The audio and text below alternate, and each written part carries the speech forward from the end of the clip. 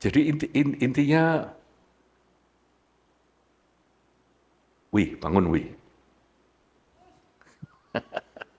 Enggak, kasihan Nawi capek sekali. Misalnya, intinya seperti Erina ya, saya nggak mungkin bisa jadi seperti Erina.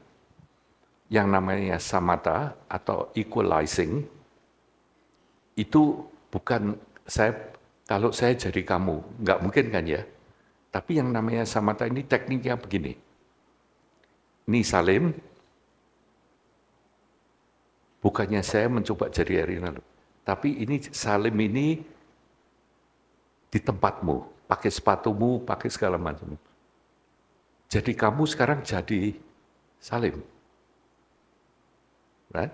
Enggak, maksudnya gini, kalau saya cuma nerka Erina, kalau saya jadi kamu itu cuma membayangkan.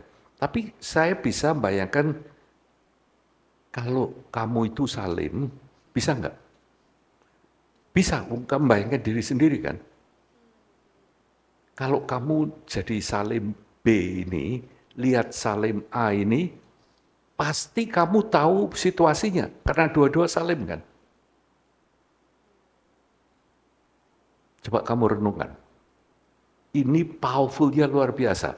Dengan dua-dua jadi Salim, kamu tahu persis, Salim A ini tahu persis bagaimana Salim B ini berpikir, atau ingin bertindak, si Salim A ini akan bisa to do what he. Nah, ini adalah nanti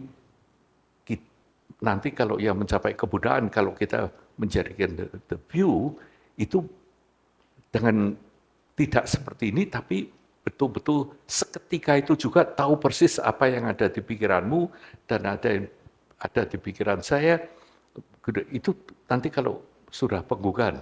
Tapi sebelum itu, tekniknya itu seperti ini. Kalian nangkep atau tidak? Belum jelas ya? Belum ya? Jadi gini, tadi Wenhui yang ngomong belum ya? Gini misalnya, kalau saya jadi Wenhui kan nggak bisa, right? Nggak bisa, right? Tapi saya bisa nggak bayangkan sayanya ini, Salim ini di posisimu. Bukan Wenhui loh. Sayanya ini di posisimu. Mungkin bayangan saya salah. Tapi yang duduk di sana sekarang Salim nih. Lalu saya mikir, kalau dulunya menganggap memutuskan begini, tapi kalau saya jadi begini, mungkin kamu lebih objektif loh. Sebab kamu ngerti persis apa yang Salim ini ngerti persis apa yang harus dipikirkan, apa yang harus ditindakkan kalau saya itu kamu gitu. Bukan bayangkan lagi loh. Tapi betul-betul jadi yang urusan dua orang nih. Dulunya saya dan Wenhui, tapi sekarang jadi satu orang, dua posisi. Sayanya di sini, kamunya di sana. Cuma satu orang seperti itu. Tapi dua posisi. Ini yang namanya samatha. Kalau semua orang sama, nah, saya mundur sedikit. Mengapa dalam hidup ini kita kadang-kadang dalam segala pergaulan selalu merasa ada yang in group, ada yang out group. Mengapa kira-kira?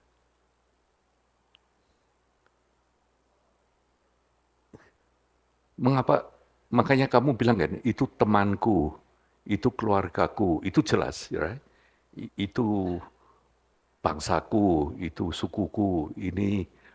Kalau yang seperti itu tuh kan usaha untuk membuat in group, right? In group yang dimaksud in group itu seperti itu. So. Jadi ini regu saya gitu. You are on my side. Rupa-rupanya dunia ini bagi dua. With me or outside. Saya yang lain. Mengapa kok dibagi seperti itu? Kira-kira kriterianya apa? Mengapa kok kita kadang-kadang merasa ini, tadi yang ditanya suhu ini bagus sekali. orang dalam, orang luar ini loh. Makanya saya gunakan dari pemikiran ini. So, ini juga dalam Buddha Dharma ditekankan betapa sebetulnya merugikannya luar biasa. Sebab kalau itu bilang ini in group, ini banyak yang dimaafkan, banyak yang diterima, banyak yang tidak kita lihat. Karena itu in group gitu. Tapi kalau kita out group, itu beda kan? Ini sudah lain dulu.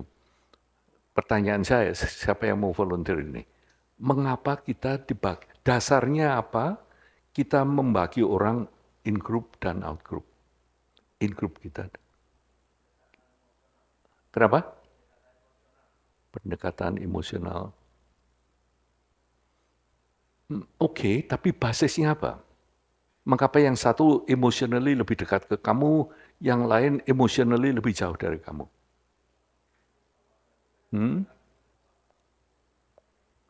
Gimana? Kenapa? Yes, you're right.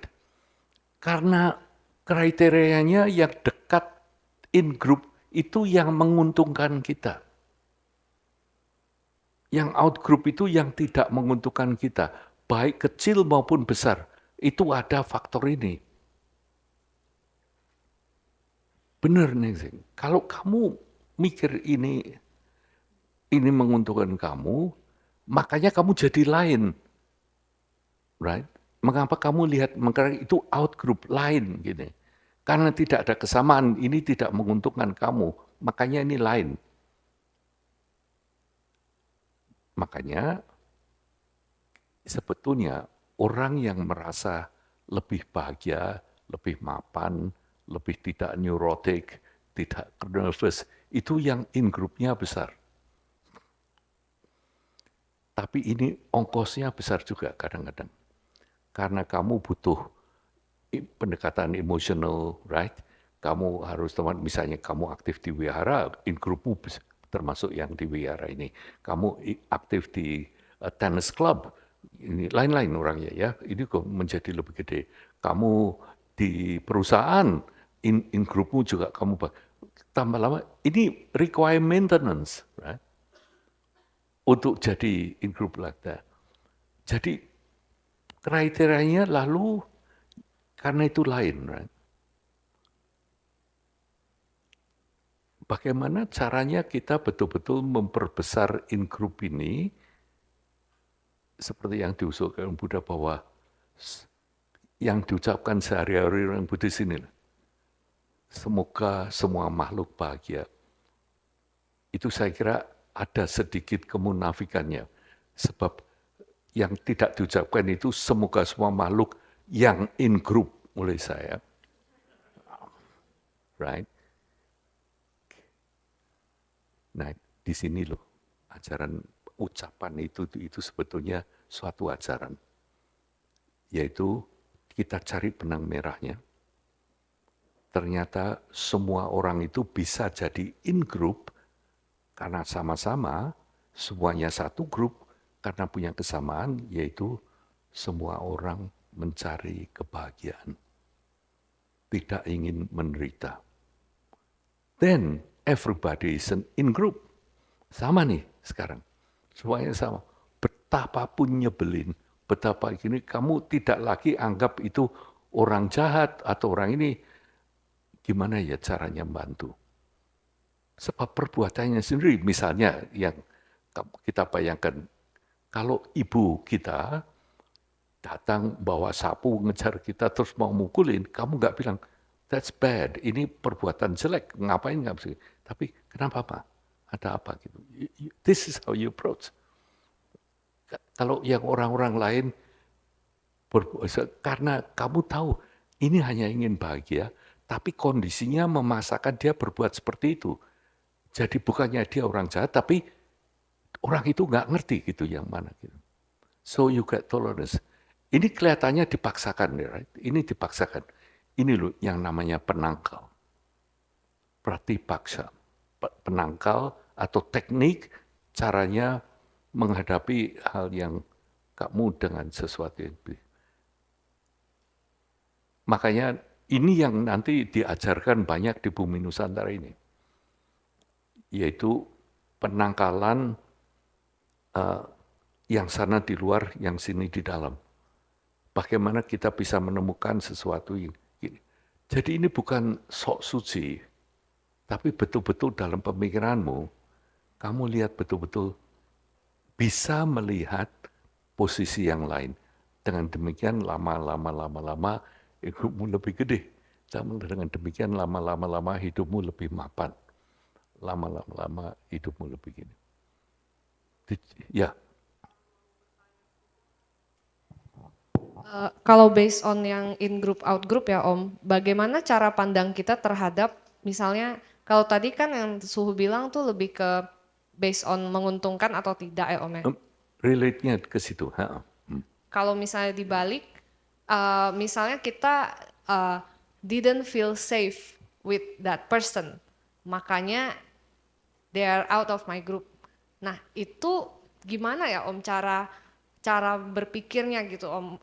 Karena kalau itu kan maksudnya secara starting pointnya tuh agak beda Om gitu. Karena I don't feel safe, so nggak mau deket-deket gitu kan, atau nggak mau invest my time untuk deket gitu. Nah kalau misalnya seperti itu gimana gitu Om maksudnya? No, absolutely valid. Ini contoh bagus dua-dua yang dikatakan Einstein dan kamu itu nggak beda loh sebetulnya. Seperti dikatakan Einstein, ya apa toh yang membawa keuntungan untuk kamu? Keuntungan dalam bentuk make you feel safe, right? Salah satunya, make you atau yang you don't make safe. Jadi lalu tapi kamu tahu dia bukan orang jahat, dia bukan orang yang begitu. Kamu don't feel safe itu kan atributnya banyak nih, right? Orangnya ini nyebelin, orangnya gini, tapi tetap loh, orangnya tetap seperti itu.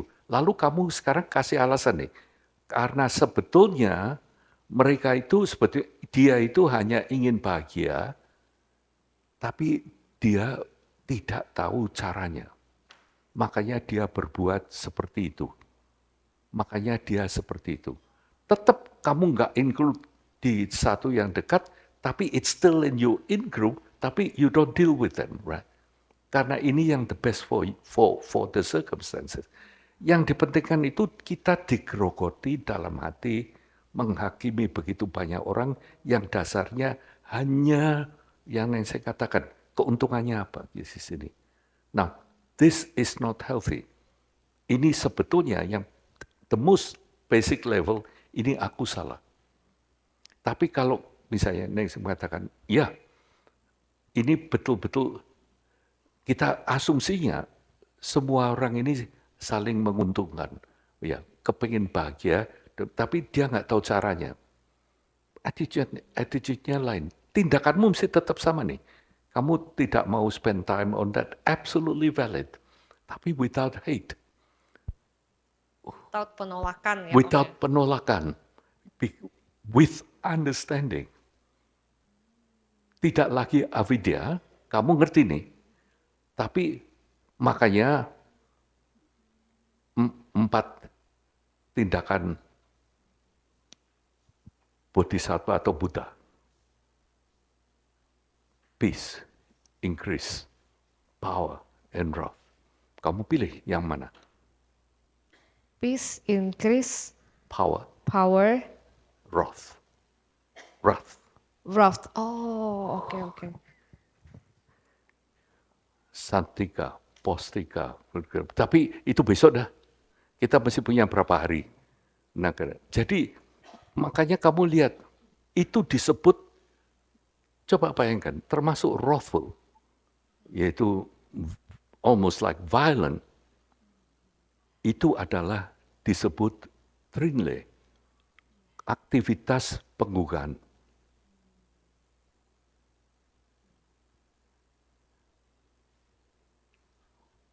Thank you, Om. Ini hanya untuk pengantar tidur kalian. Semakin mikir semacam ini, misalnya belum begitu Kalau mau tanya silahkan. Belum Om, belum. Belum, please. Tapi kalau memang mau, saya pengennya gini loh, yang berani dalam hidup ini. Berani berpikir lebih clear, dasarnya tidak apa yang menguntungkan untuk saya. Sebab kalau kamu mendasarkan seperti itu, ini tidak cuma kamu tidak realistik, tapi juga pemandanganmu beda. Tapi dasarkan sesuatu yang realistik, yaitu semua orang ingin bahagia. Tidak ada yang ingin menderita. Pembunuh yang kejamnya seperti apa? Mengapa mereka mengerjakan itu? Pengen bahagia. Right? Orang yang bilang mau meledakkan ini, pengen bahagia. Cuman mereka tidak tahu caranya. Sehingga akan menyebabkan begini. Perlu dijauhi, perlu dihati-hati. Kalau perlu pakai kekerasan, kamu tahan atau apa, it's absolutely fine. Tapi through understanding the base, not through hatred, not through rejection, not through aversion. Sebab hatred, aversion, segala macam itu, aku salah.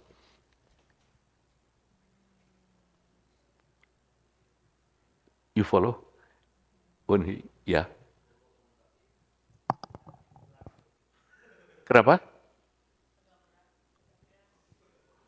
Kamu tadi makannya double sih, makanya lebih berat. Lain kali 1 kali aja, jangan tambah. No, actually, of course. Tapi lebih berat kamu dilahirkan di salah satu neraka seperti itu. Bayangkan, lidah ditarik 5 yojana, itu panjangnya seberapa? Terus potong-potong jadikan bestik lidah. Things like this, ini tujuannya. Of course, it's not easy.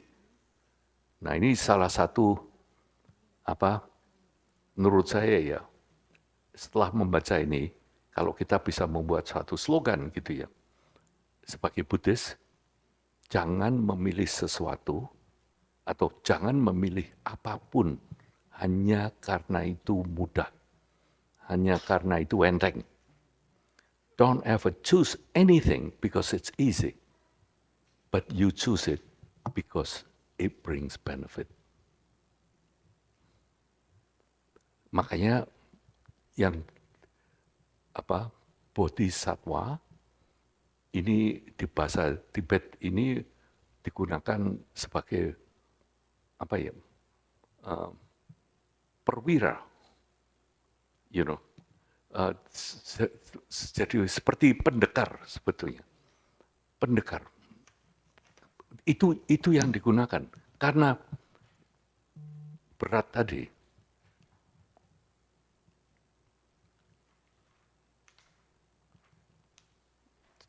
Bukannya kita sengaja milih hanya yang berat-berat gitu ya. Tapi jangan pernah takut mengerjakan apapun hanya karena berat. Ini untuk hidup saja, ini perlu kita ingat-ingat. Jangan milih yang gampang. Hidup itu kamu milih yang baik, yang kamu tahu akan ada manfaatnya gitu. You got meaningful. Jadi kamu nanti sama-sama mengerjakan, hasilnya akan beda sekali. Saya kira itu sesuatu yang baik. Jadi dan waktunya kan banyak sekali tuh. Enggak cuma this lifetime, next lifetime.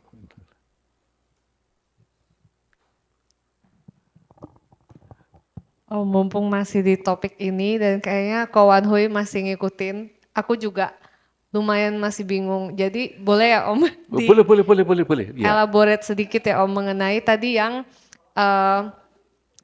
Penukaran, exchanging ya. Om. Equalizing. Ya, samatha. Equalizing ini biasanya kan kita berpikir kalau aku jadi kamu, maka aku akan pilih A. Nah, tapi kan kalau kayak gitu kan berarti kita memaksakan kita punya pandangan terhadap dia gitu loh. Jadi misalnya Betul. kita merasa bahwa this is the best choice I've made for you gitu loh. Padahal nggak bisa seperti itu karena kayak tadi juga sempat ngobrol sama Suhu pun bilang gitu, maksudnya nggak akan mungkin karena kamu nggak ngerti pandangan dia tuh gimana gitu loh. Nah tapi Om, teknik yang Om ajarkan ini berarti, oke, kita tidak berusaha untuk menjadi dia atau mengambilkan keputusan untuk dia, melainkan apa ya Om ya, kayak kita jadi dia, maksudnya kita bayangkan kita di sana juga menjadi dia tapi versinya kita gitu ya Om ya. Yes. Versinya kita, and then kita melihat diri kita sendiri. Lalu kita tanya ke Nana versi B gitu ya Om ya. Bilang, jadi you mau pilih apa? Gitu kah Om? Loh iya, gini lah contohnya. Makin ditanya. Kamu gini lah contohnya. Nana mau kamu mau carikan hadiah untuk ulang tahun temanmu. Right? Sukar kan? Biasanya apa yang kamu pikirkan? Riset Om. Dia suka apa gitu. Nah, bener kan? If you were them, you guess kan? Tapi itu juga nggak bener loh. Kamu bilang dia suka apa gitu. Terus berikutnya harganya berapa, anunya berapa. Ya mesti harus ada perhitungan dong. Ya dengan sendirinya gitu, ada budgetnya, ada apanya gitu. Tapi kalau kamu jadi ini, kamu mikirkan orang itu mungkin benar-benar loh akan mengharapkan sesuatu karena ini kamu kan. Kalau kamu yang ulang tahun kamu ngerti benar-benar nih, kamu nggak bisa nipu. Kamu mesti carikan sesuatu, ini kelihatannya ini agak mahal, tapi ini lumayan. Ini dari Temu atau Tokopedia, gitu. It's okay gitu kelihatan. Tapi kalau kamu jadi kamu, you won't think that way, karena kamu resipiennya. Kamu penerimanya loh. Kamu sendiri, kamu yang beri. Makanya kamu akan lebih jujur.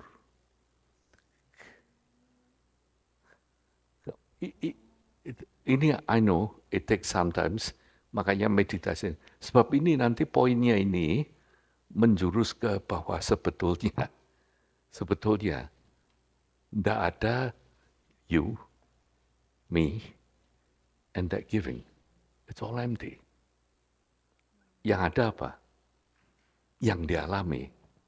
Jadi kalau yang dialami itu you are clear dari asumsi-asumsi dan itu kamu anggap baik, pemberian ini menjadi daya berkah.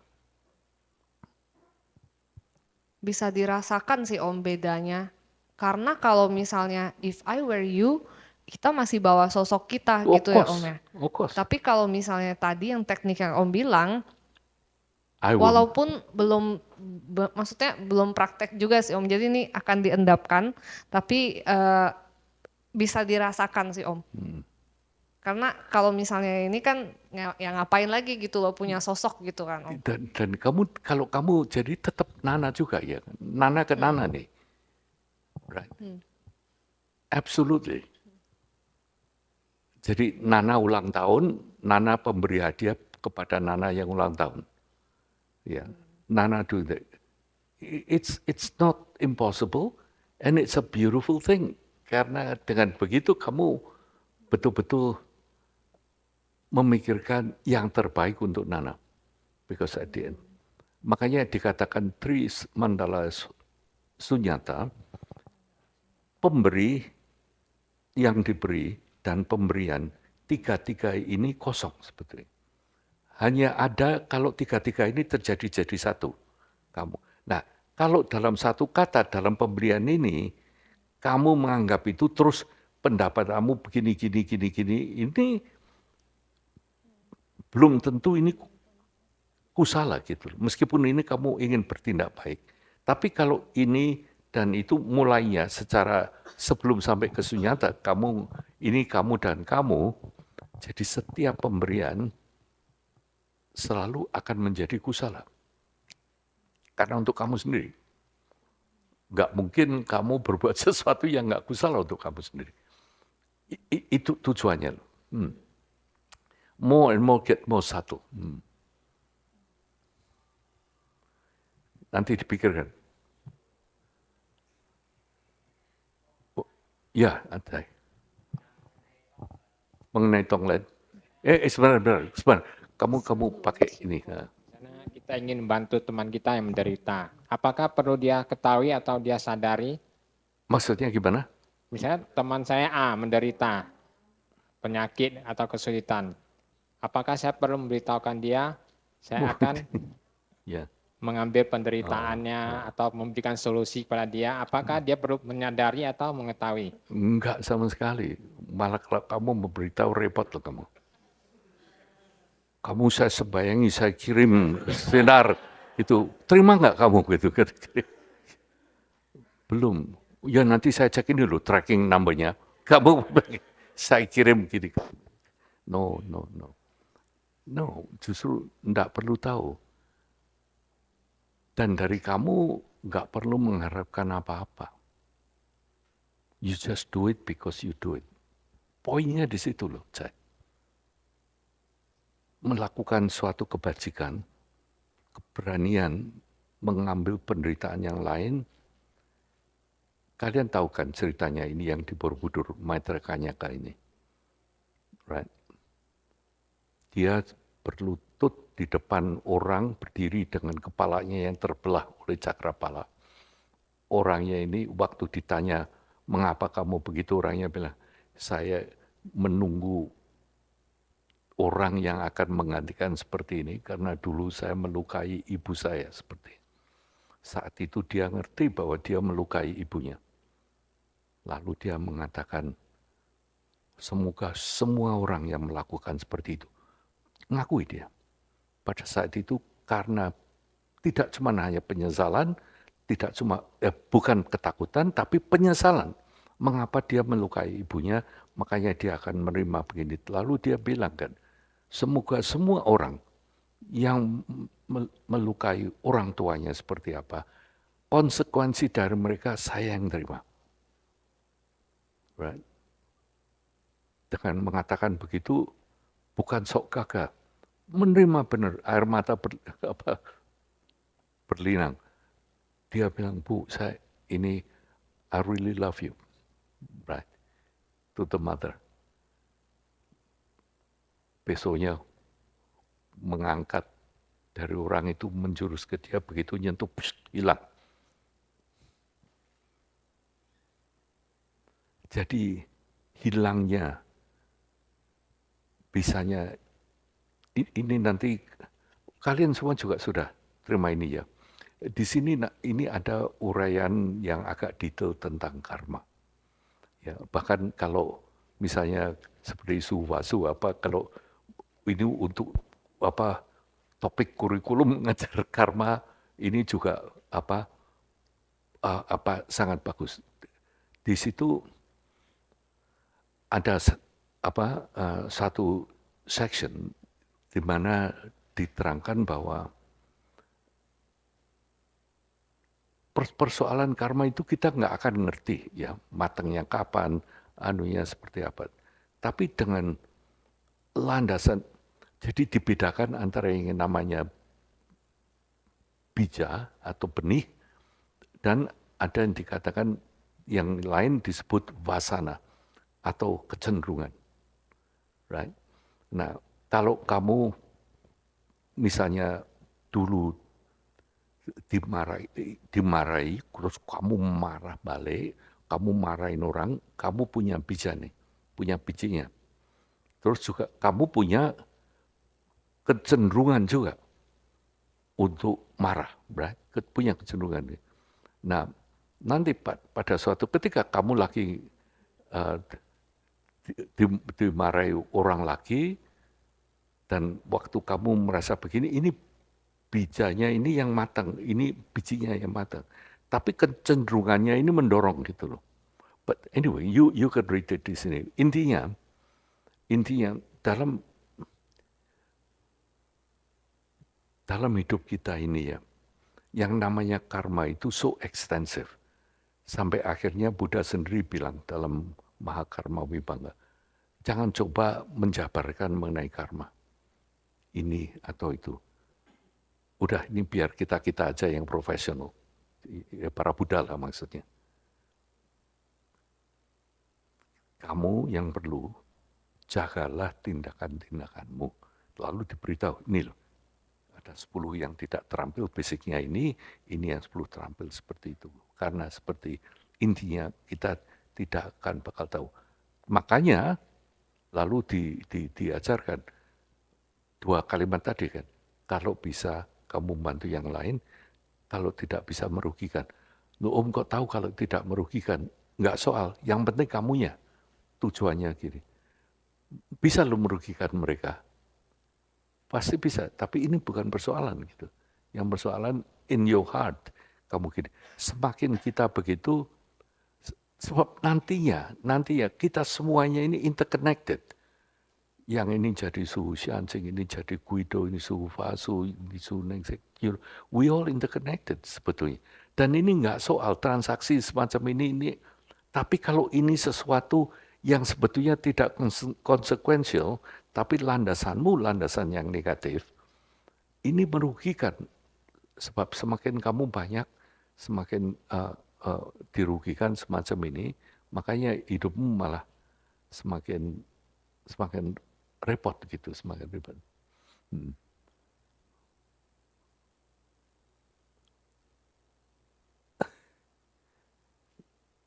Mungkin tambah lama, tambah malam, tambah oke. Kecuali ada yang mau misi on the topic, right? Lain kan ya,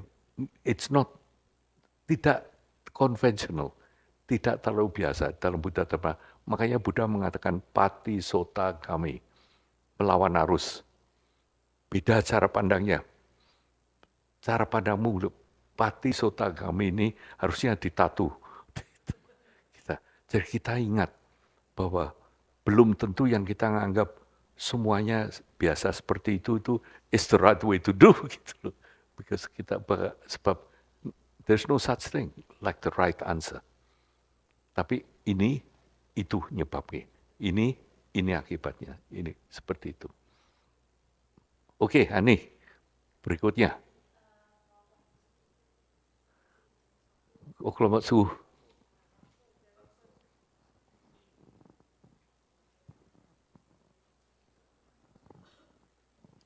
Malam teman-teman.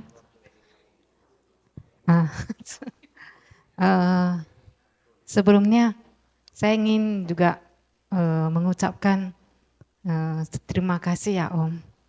Sudah dan teman-teman juga sudah bersedia ke sini untuk belajar bersama. Bagi kami yang di sini itu seperti bahagianya itu melebihi menang lotre, Bu.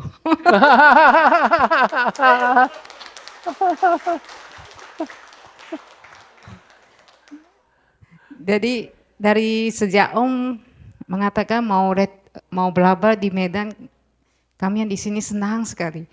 Karena tempat Mahapajapati kan kecil, tapi kami berupaya yang datang ke sini bisa belajar bersama dengan kondisi yang baik. Jadi dikondisikan supaya benar-benar bisa mendapatkan yang diinginkan dengan kondisi yang seperti ini.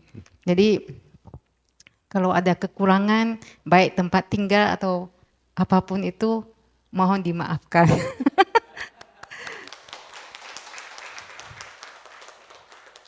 Saya mewakili yang hadir di sini. Kalau suhu pikir ini rasanya seperti mendapat lotre, karena mungkin kita juga enggak pernah beli lotre. Apapun yang suhu pikir ini mengembirakan suhu, saya kira kalian akan setuju bahwa apapun yang suhu ini kita ini mungkin paling sedikit 10 kali lebih bahagia. Terima kasih suhu untuk apa ya? Ini benar-benar berkesempatan seperti yang Su katakan, kita bisa bertemu di sini dan berkesempatan untuk bisa belajar bersama-sama. Dan ke Deli Tua ini kalau dari Medan mungkin nggak begitu jauh ya, tapi dari Sidempuan jauh loh. Iya, juga dari Jakarta. Iya, dari mana? Hah? Oh, dari Solo juga ada gitu ya kan. Makanya Suhu terima kasih sekali.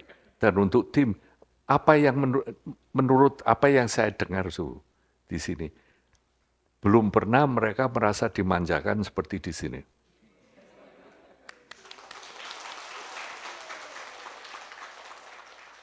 Oh, Suhu Wasu datang dari Jakarta juga sampai ke sini, iya kan? Apa luar biasa sekali bisa bertemu dengan Suhu, kita bisa saling mengisi gini. Jadi terima kasih sekali Suhu. Jadi ini karmanya luar biasa. Ini mungkin yang seperti Om ajarkan juga. Kami hanya mengkondisikan, tapi teman-teman bahagia sendiri. So true, so true, so true. So true. Betul, betul.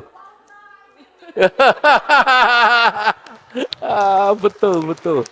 Betul sekali, betul sekali. Iya, iya, iya. Makanya teman-teman, kamu harus senang nanti malam bermudita bahwa karma kita matang semua. Ya, berkat kondisi yang diciptakan oleh Suhu dan teman-teman semua. Ada yang khawatir, Suhu.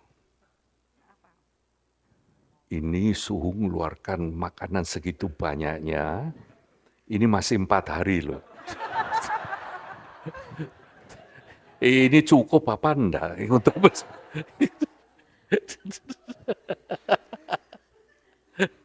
perlu dikhawatirkan kan, Su? Apa enggak perlu? Tidak perlu Om. Wah.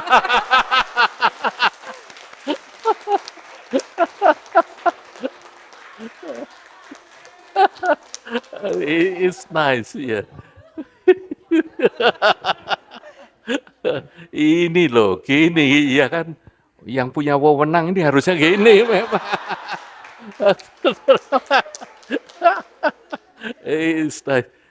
Tapi ya memang benar, nggak ada yang nggak senyum, ya kan? Semuanya senyum semua, so it's nice. Terima kasih sekali, Su. Dan ini bukan cuma ini kan, ya. Saya kok merasa dari pertemuan kita kali ini, misalnya Su Wasu ya di sini bersama-sama, nanti pulang ke Jakarta atau di Medan pun akan lebih banyak memberi manfaat yang kita dapatkan di sini. Juga kita semua yang di rumah tangga mesti akan mencoba lebih bisa toleran, malah bisa tidak lagi begitu takut pada hidup ini, sehingga masyarakat ini kalau kita pikir luar biasa sekali. Dunia di luar ini saat ini kacau balau, penuh kemarahan, penuh kejengkelan. Yang dibicarakan hanya perang atau saling menghukum sendiri. Kita di sini yang dibicarakan kebajikan. Bagaimana berbuat satu bagian. Saya kira kok ini antidotnya.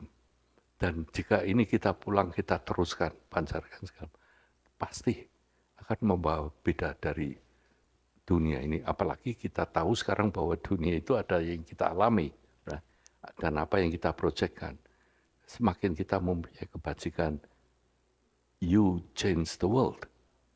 You know, you really do. Kamu akan mencoba menjalani gitu. Makanya betul-betul Su, terima kasih atas semuanya gitu. Ini kalau diberi kesempatan Su dan saya terus-menerus semalam ini.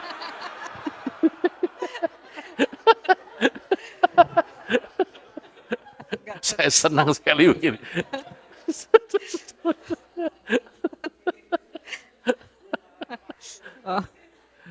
Ini Suhu belum berpantun lagi. Itu lihat Kasui sampai ketawa seperti itu. so nice, so nice. Jadi kangen loh, dulu. Su ini luar biasa, dimanapun selalu menebar kebahagiaan. It's nice. Oke, ini kembali ke tadi pembahasan kita di grup pertama ya. Nah, tadi pertama serunya itu mungkin membahas non-dualisme. Tapi mungkin bahannya nggak cukup ya. Yes. Jadi makin merembet ke dualisme. Dan akhirnya saya ada tanya ke Ko Apiu. Kemarin Om ada mengatakan kita mengandalkan Trisarana, mengadakan potensi kebudayaan kita. Berarti budayanya ada di dalam diri kita. Tapi kalau misalnya kita sendiri ini belum mencapai menjadi Buddha, potensi kita itu belum maksimal. Apa yang bisa kita andalkan gitu? Lalu Ko Apiu mengatakan Dharma. Yang diandalkan itu Dharma. Nah, lalu saya juga bertanya, kalau misalnya nih kita mengatakan Buddha yang di dalam diri, lalu Buddha yang di luar itu apakah bisa nggak memberi berkah untuk kita gitu? Misalnya tadi ada cerita Ciliven juga ya. Nah, beliau itu ada di satu acara ritual nanti minta Ciliven cerita langsung. Meminta berkahnya ke Kuan Yin Pusat gitu. Nah, itu kan berarti kan udah di luar. Dualisme. Di luar. Kalau kita hanya mengadakan Buddha yang di dalam, lalu kita minta ke Buddha yang di luar atau Bodhisattva yang di luar itu ada enggak gitu. Nah, Ciliven cerita dulu. Saya jawab dulu ya. Ini luar biasa, pertanyaan yang baik. Nanti diteruskan. Maksud saya mungkin saya nerangkannya kurang jelas. Bukannya kita mengandalkan Buddha yang di dalam itu. Tapi yang kita andalkan adalah kita ini punya yang namanya Tata Gata Garbha. Atau benih kandungan untuk kebudayaan itu sendiri. Jadi sudah ada ini. Dan di sini ini lengkap. Yang kita gunakan apa? Hanya menyingkirkan hambatan istilahnya ini. Ya, hambatan dari karma, hambatan dari klesa, yang terakhir hambatan dari jeneya yang namanya hambatan pengetahuan. Dengan demikian potensi kita sendiri ini nanti yang apa tuh artinya mengandalkan ke potensi. Jadi kadang-kadang kalau kita lagi misalnya down ya, misalnya nggak ngerti apa-apa, paling tidak kalau kita pikir, sebetulnya Buddha Salim ini lagi jengkel, gitu loh. Misalnya ngomong, artinya nggak ada Buddhanya belum terbentuk karena begini, makanya terjemahan dalam bahasa Tibet itu kadang-kadang juga luar biasa. Yang namanya Jangcup, ini membersihkan apa yang perlu dibersihkan, menumbuhkan apa yang perlu ditumbuhkan. Right? It's beautiful. Jadi artinya, kita semua nih, tidak akan pernah di mana kamu bisa down dan kamu tidak pernah bisa bangkit lagi. Enggak akan. Kalau kamu tahu bahwa dasarmu ini adalah kebudayaan. Enggak mungkin. Karena ini sudah ada gitu. Paling kamu muter-muter di samsara terus nih. Paling itu. Enggak mungkin kamu bisa tahu. Cuma yang dihindari kan terus-menerus di sana. Ini kan yang jadi persoalan. Nah terus mengenai Buddha yang di luar. Enggak ada Buddha yang di luar. Lalu kalau misalnya kita mohon ke Buddha? Nah ini mungkin ada, ya, ini ngomong apa adanya ya. Itu bukan sesuatu yang paling efektif sebetulnya. Kalau kita memohon ke Buddha. Tapi efeknya luar biasa. Karena dengan memohon ke Buddha itu dan Buddha yang ada di dalam itu sebetulnya tidak beda loh. Sebab kalau jadi Buddha, itu sifat-sifatnya kita miliki di sini, cuman ini belum manifest yang untuk beliau sudah manifest. Sebetulnya nggak beda. Jadi kalau kita minta Buddha yang di luar, sebetulnya mintanya Buddha yang di dalam. Nanti mungkin di hari terakhir kita akan ini loh, tahu apa yang harus dilakukan dan bagaimana melakukannya. Nanti akhirnya saya pakai ini aja ya. Saya bacakan Suya di kata 180.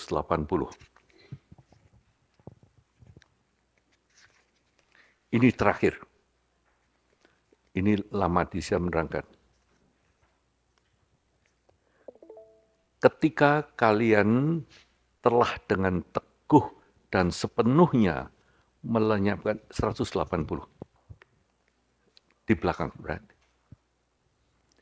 Ketika kalian telah dengan teguh dan sepenuhnya melenyapkan timbunan penghalang dan dengan dicapainya kebudaan yang dilengkapi dengan 3 tubuh dan 5 pengetahuan, seiring dengan peragaan berbagai aktivitas pengughan, kalian akan menuntun semua yang perlu dituntun melalui berbagai tahapan menuju pengetahuan menyeluruh kebudayaan pencapaian paripurna. Nah, ini padatnya luar biasa. Setiap kata ini sangat teknis.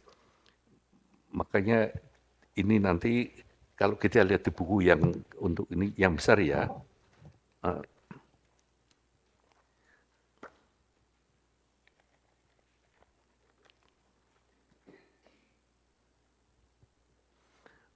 kalau Buddha itu, just lihat from this book, right? Just the last one.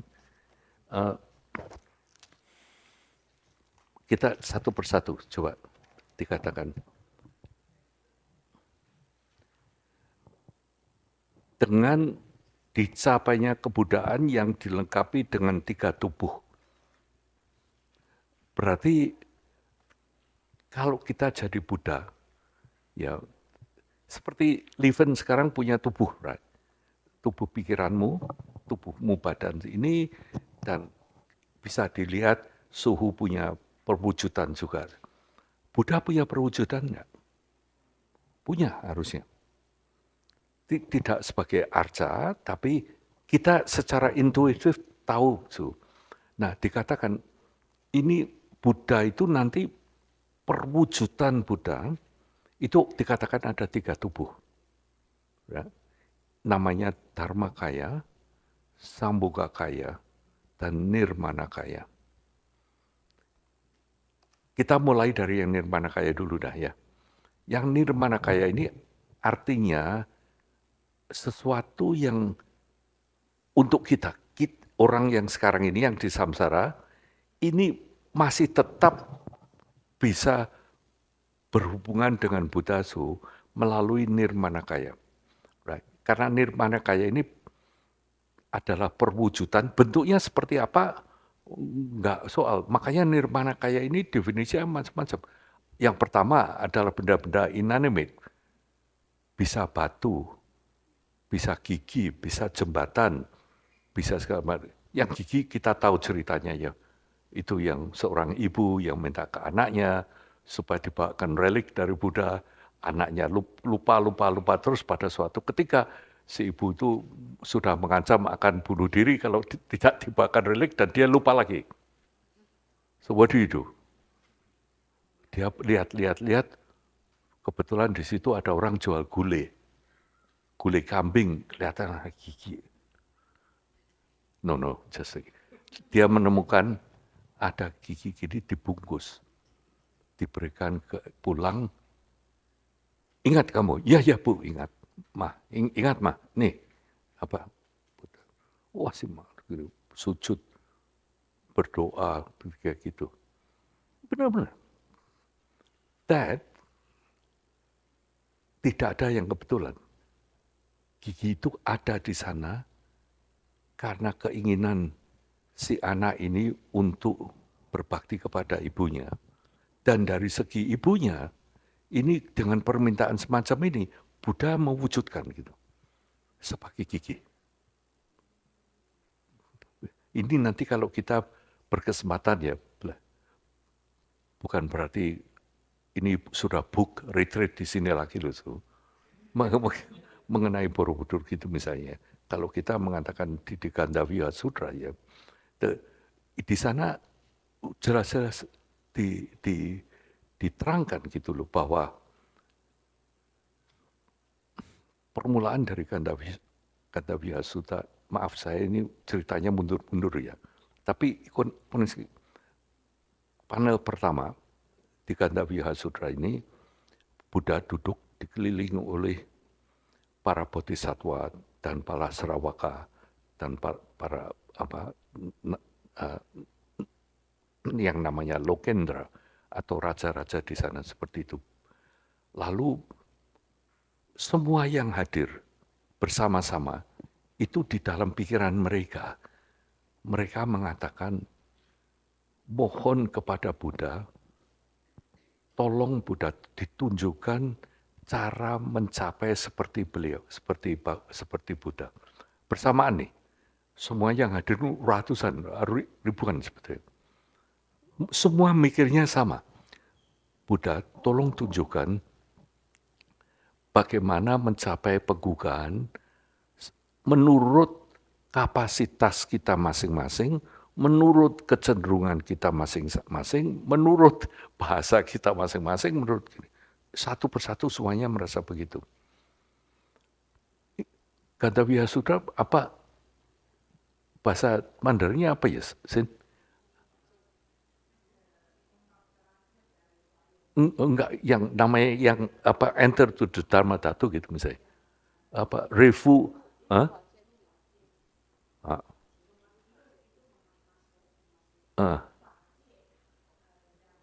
Iya. So Buddha tahu yang hadir itu meminta seperti itu. Terus dikatakan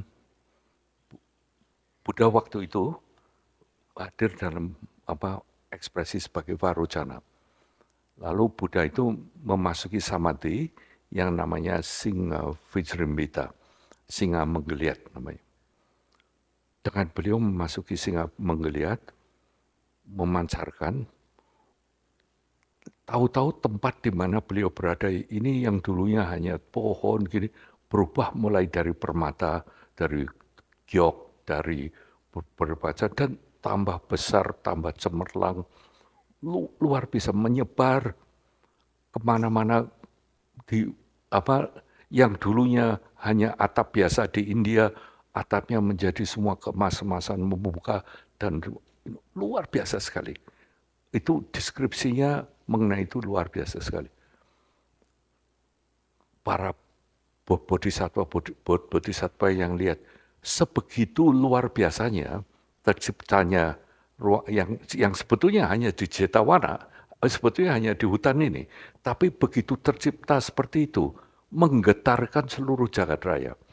10 penjuru, Buddha Setra di 10 penjuru, 10 ini, Buddha yang lahir, yang saat itu lagi sinewoko ya istilah bahasa Jawa ya.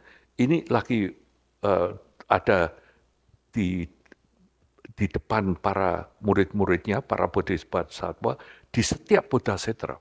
Namanya masing-masing ada dalam sutra ini. Para bodhisattva ini lihat, dan ada Buddha-Buddha lainnya juga lihat bahwa ini ada keramaian ini di Jambudvipa. Ini kelihatannya Buddha Sakyamuni di tanah Sahar lagi mengadakan keramaian, buktinya sampai amazing, magic gitu ya, semuanya menjadi lebih luas gini. Lalu bodhisattva dan Buddha yang hadir waktu itu minta izin.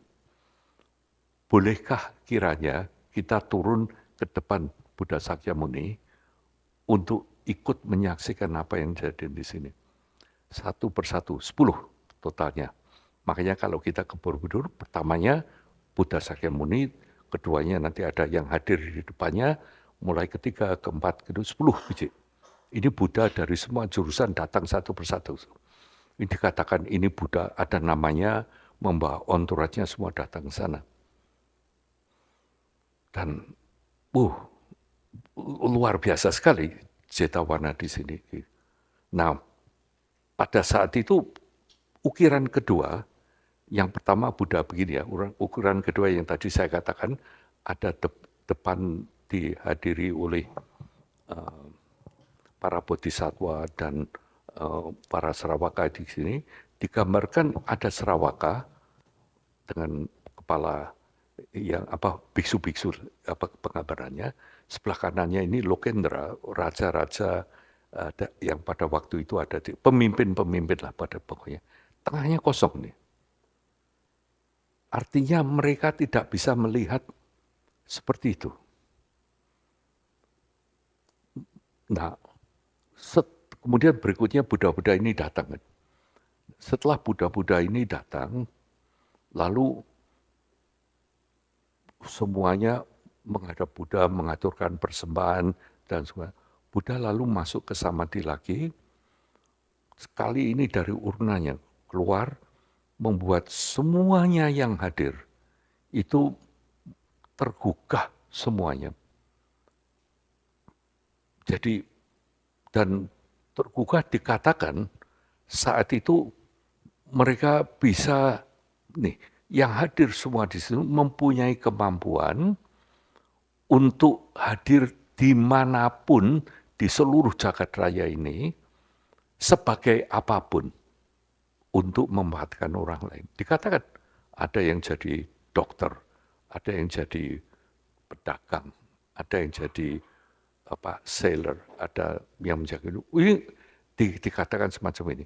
Artinya apa? Di sana itu Buddha mengingatkan bahwa kita semua ini loh potensimu. Kamu itu bisa seperti ini. Lalu dikatakan bahwa ternyata setelah kamu tergugah, kamu ini bisa jadi apapun, dimanapun untuk memanfaatkan orang. Luar biasa sutranya. Nanti Sudana ini mencari dan pada waktu mencari ketemu 53 kalyana mitra, macam-macam juga nih. Ada pedagang, ada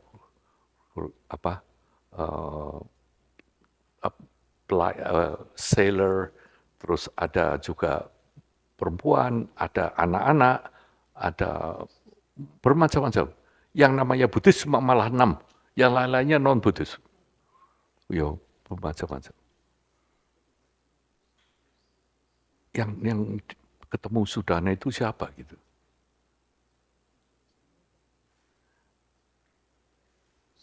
Para bodhisattva yang sudah jadi Buddha itu menjadi ini yang namanya nirmanakaya. Jadi mengapa mereka jadi seperti itu? Ini yang namanya mahakaruna, right? Kemampuan untuk bisa gini. Nah, maka dikatakan 3 tubuh. Right? Saya itu cuma menerangkan bahwa di Gandhaviya Sutra ini diterangkan bahwa nirmanakaya ini mulai dari batu-batu dari ini dan juga disebut namanya Silpina Nirmanakaya, itu artinya pemahat-pemahat atau yang membuat arca ini misalnya, atau yang membuat gini, ini disebut juga Nirmanakaya. Dalam bentuk seni, dalam bentuk budaya. Kalau misalnya nanti diciptakan tarian atau diciptakan, itu juga Nirmanakaya. Karena mengapa? Karena itu membantu orang untuk mencapai penggugahan. Jadi fantastis sutra ini mengatakan gini. Atau sutra itu sebetulnya mengatakan ke kita, kalian itu mempunyai keterbatasan dalam daya pikirmu. Masih hanya jadi salim, hanya jadi liven, gitu kebutuhan. Makanya, jadi semuanya ini nirmanakaya. Nah, terus dikatakan 3 tubuh, right? Ini jadi nirmana kaya itu sebetulnya adalah perwujudan welas asih dari Buddha. Terus yang tengah yang namanya Sambhoga Kaya itu adalah perwujudan dari kebahagiaan yang sempurna. Kebahagiaan yang sempurna. Sambhoga itu artinya kesenangan. Diterangkan itu hanya dalam Buddha Club, Buddha satu ketemu Buddha lain, you could do that. Cuman mereka lalu senang-senang karena ada sama. Itu cuman interpretasi itu Sambhoga yang kedua. Yang ketiga yang namanya Dharmakaya. Dharmakaya itu adalah pikiran-pikiran yang bisa tahu semuanya. Nah ini dikatakan 3 tubuh ini, nah, Dharmakaya, Sambhogakaya, Nirmanakaya. Ini adalah karakteristik dari Buddha. Kalau itu karakteristik dari Buddha, kita punya ini semua. 3 di sini. Dan 3 karakteristik ini punya kita dan punya Buddha exactly the same, sama persis. Enggak beda. Tapi juga beda karena terbentuknya lain-lain. Makanya yang diterangkan di sana, Leven mau berdoa. Tapi karena sekarang jadi Leven, belum jadi Buddha Leven, right? So, kamu mengerti misalnya mengenai Guan Yin Bosat, right? Dan you pray to them. Nggak ada Guan Yin Bosat di luar. Atau di dalam. Nggak ada, karena di dalam bentuk. Yang ada apa? Yang ada, Leven pray, mengatakan kalau ada welas asih yang sempurna, semoga welas asih sempurna ini mengabulkan harapan saya atau membantu saya di sini. It's so powerful, permintaanmu loh. Nah, dalam pengertian karma, cara kasarnya begini. Kalau ada ibu ngejak anak kecilnya kepingin permen. Kalau anak kecilnya hanya cuman mikir, mudah-mudahan mama beliin saya permen, dibeliin atau enggak? Mungkin enggak loh. Tapi kalau dia agak rewel, ma, permen ma, mamanya pura-pura enggak dengar kan. Terus anaknya, ma, ini ada permen. Ya tahu ada permen, ngapain? Yuk.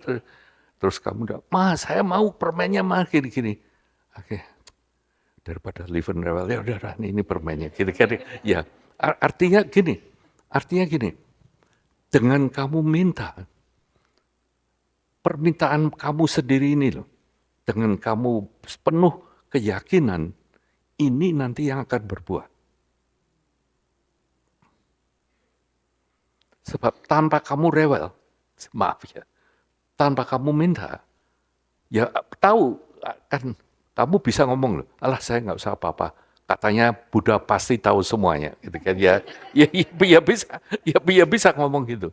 Ini ya saudara-saudara kita yang agama lain kan seperti itu. Kakak saya ini mantunya mau cari kerjaan, diterima 2 perusahaan. Saking bingungnya kakak saya ini sembahyang 7 hari atau 9 hari di gereja, minta Tuhan memutuskan yang mana kerjaannya. Sampai saya ngomong, makanya Tuhan itu jenggotnya putih, karena sudah tua buat. Ya, dia mintain baik.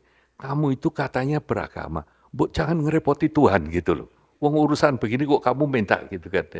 Itu kan prinsipnya seperti itu. Tapi sebetulnya ada benernya. Entah ada enggak. Jadi yang Leven katakan gitu, karena kamu minta, you create huge karma. Ya, terutama kamu nggak minta supaya bisa beli bom yang paling besar untuk ngebom ini atau gimana. But you just do it, you know, all that. Dan pada saat itu kumpulan-kumpulan kebajikanmu itu at that moment become very powerful. Doamu ini lewat doa. Jadi jangan pernah takut berdoa, jangan pernah berhenti berdoa. Mengenai ini kamu pakai Kuan Yin Bosa atau siapapun, it make little difference sebetulnya. Tapi karena faith, karena strada ini menjadi begitu kuat. Apakah ini tahayul? Bukan. Ini menerangkan karena yang namanya pratija samuppada. Dengan adanya doa dari kamu, sesuatu akan terjadi kan? And all that. Jadi itu bukan luar, bukan dalam. Cuma dalam kapasitas kita, atas kebaikan para guru-guru kita, beliau itu yang mengajarkan kita untuk berdoa semacam ini, atau yang membuat arca, atau yang membuat tangka, membuat gambaran, yang Leven bisa membayangkan semua. Makanya itu disebut nirmana kaya. Karena itu adalah perwakilan dari Buddha. Jadi keterangannya yang mendapatkan gini itu selalu yang kita tidak bisa dimintai, tapi ini bisa kamu andalkan. Andalkan dalam arti kata, kalau memang, makanya ada kata-kata seperti, kalau memang saya ini berbuat gini, ini yang akan terjadi. You make it happen dengan membuat benih karma sendiri. Gitu. Saya cuman kepingin nerangkan ini semua. Jadi lebih jelas. Ini keterangannya seperti itu katanya. Dan entah seperti itu atau enggak tahu saya. Cuma yang dari Borobudur, nanti yang ada di Kandawiha itu luar biasa sekali. Kalau berkesempatan harus baca sutra itu. Karena sutra itu betul-betul mendobrak pandangan kita gitu, tentang apapun. Banyak sekali kalau mau cerita, fantastic sutra yang ada di Borobudur. Dan ini semua dari bumi Nusantara ini ada. Oke.